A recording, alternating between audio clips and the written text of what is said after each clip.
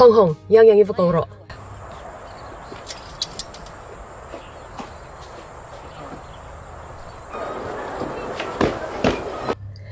Yangyang, ronji na kau che niya.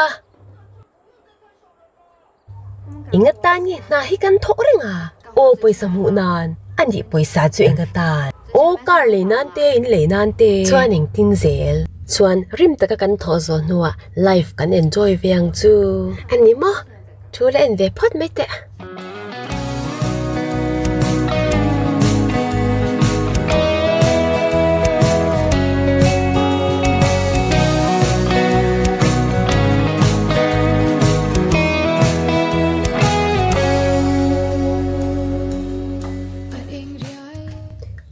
Ming, kami te pani ka va kau te.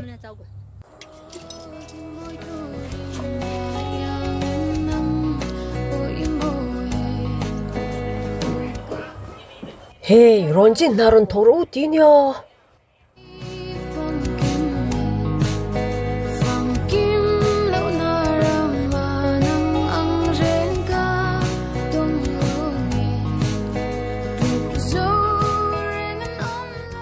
Ing ang TV nge mo ni ngai le alang fia tharau pui mai sia hoi ke po soi ka lo tum chia kan en re to te reng nen mit pola thip ei lo le ngala asir eng de zeu zeu te so amoi ro top enge mon le ai thak reng bok sia Q10 er ni ki mit ti hadam thei tur sia mania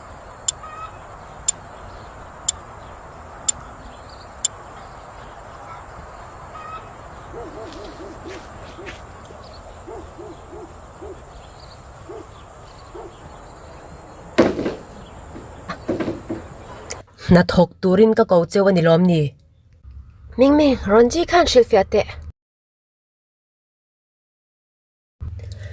life kan enjoy tum dan hi short katila ha dewa na tho to no enjoy ai chuan chol lokile enjoy photila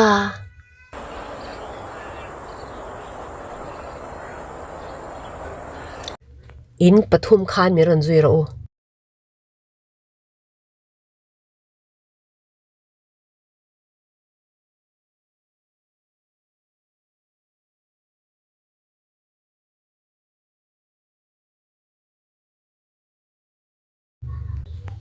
ronji he ingatan nge ingi omzia thau thau sia tur kha shortcut ro le in ula in ang